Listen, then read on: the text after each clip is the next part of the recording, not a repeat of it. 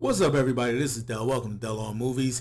And today we're gonna get back to a series that haven't revisited in a long time. So here we are. We're gonna talk about 5 recommendations. I call this series "Watch These Movies." These are movies that I don't think get talked about quite enough. And in this case, they're not really obscure movies. Most of these are things that you are familiar with, but may not have seen.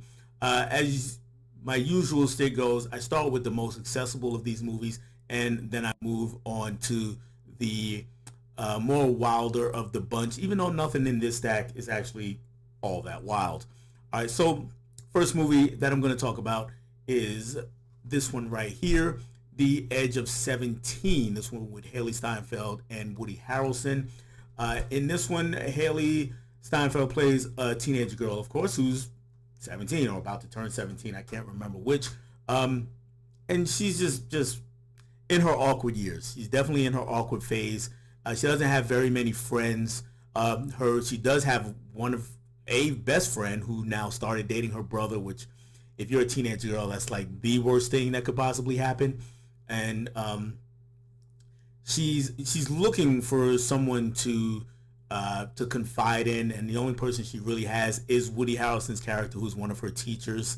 And he's hilarious because he's not necessarily looking to be her confidant, but he just finds himself in a position where that's what he is. You know, often during his lunch break and her lunch break, she just pops into his room and sits down and just starts yap yap yap yap yap yap yap yap yap.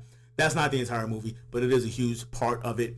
It is hilarious and touching and heartwarming and all that good stuff. It's a really good film to check out. Once again, that is The Edge of 17. The next film that I'm going to talk about is maybe even a little more accessible with that. I could have went with this first because this is just a big dumb action movie that got, I think, unfairly maligned. Is it the greatest movie ever made? No, it's not. I just told you, it's big dumb action. It's also got a well-known IP, and that is part of the problem. So a lot of times what tends to happen is they'll go get a well-known IP, and bring it back and make a movie out of something that was popular 20, 30, 40, 50 years ago. And they're hoping to tap into that audience. But at the same time, they update it for a newer audience, and you alienate the original fans, and you never quite hook the newer fans. And I think that's where this movie had its big problems. It's that fans of the older property, I'm going to tell you what the movie is in a second, it wasn't quite the same. They had a lot of things in common, and they did a lot of things the same, but it wasn't quite the same. The characters were a little, the characters were actually pretty close, but the tone was not the same. The tone was a little goofier, whereas the original property was goofy, but not always on purpose.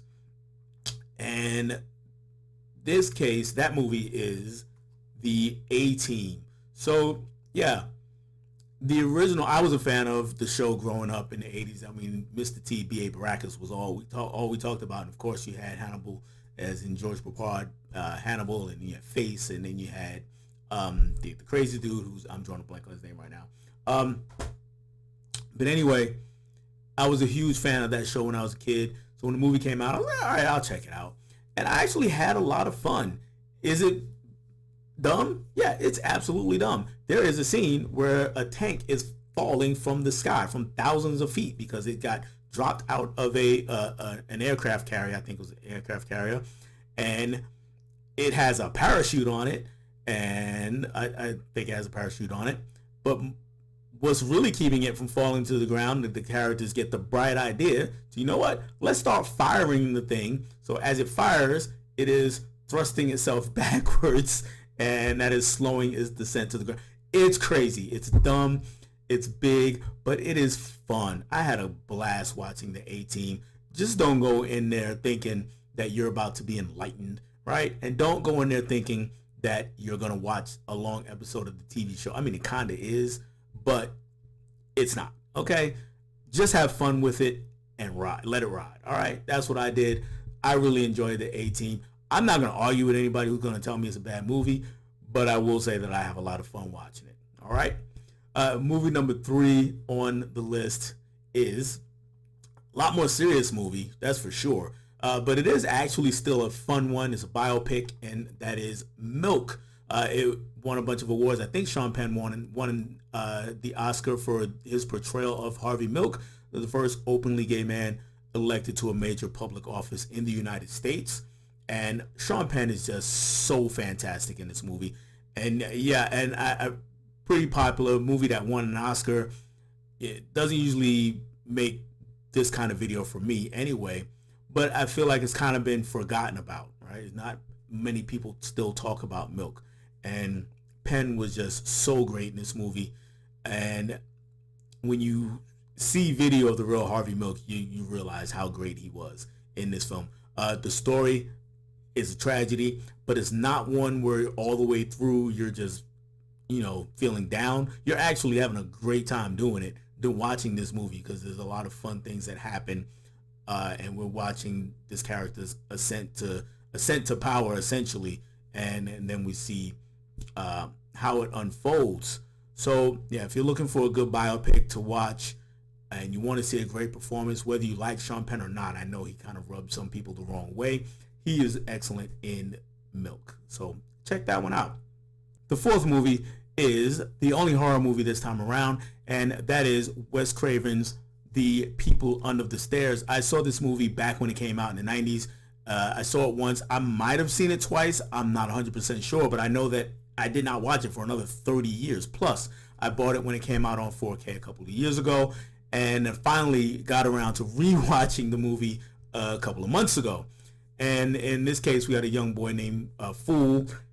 That's what he goes by. I forget what his actual name was. They do mention it in the movie. And he and his sister, they live in the hood. Him and his sister, and I think mom is in the next room, but she's really sick. And they're about to get evicted. Their landlord is an uncaring guy. And yeah, they need to come up with some money really fast. So along with the help of a guy played by Ving Rhames, who's a sketchy kind of character, and they decide to take matters in their own hand by breaking into the landlord's place to get the money to pay the landlord. It's an ingenious, crazy, stupid scheme all at once, but what plays out is a movie that is somehow still poignant, still relevant to things that are happening right now. So I really enjoyed my revisit of The People Under the Stairs. If you have not seen it, I would definitely give it a look, and pay attention to it. And like a lot of these movies, yes, I got a lot of subtext out of it.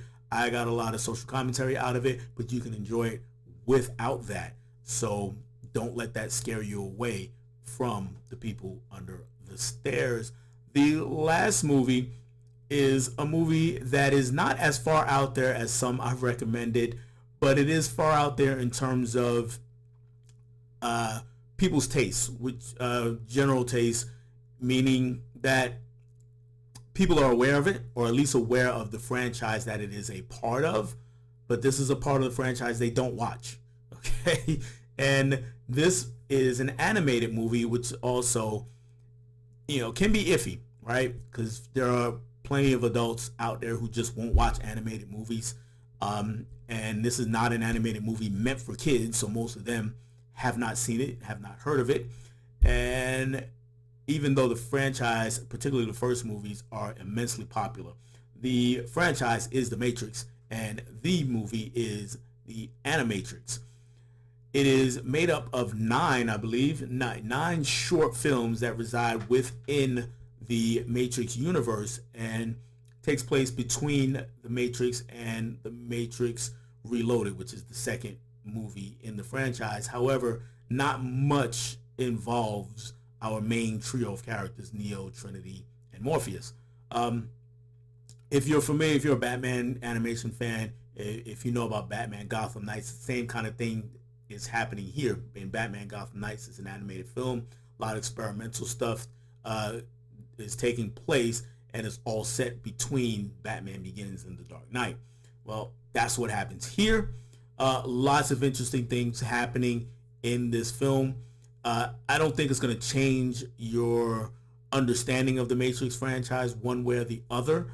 So it's not like essential that you see it to get a deeper understanding of what's happening in those movies, but it is a very interesting part of that universe that's not explored in live action. Well, there you have it, guys. I have 5 films that I recommend, and I hope you at least take me up on 1 or 2 of those. If you do, let me know how you like them. If you've already seen any of them, let me know how you like them, of course. And that's all I have for you guys on this one. Thank you for hanging out with me. If you've been here before, thanks for hanging out with me again. I will catch you on the next one. Bye.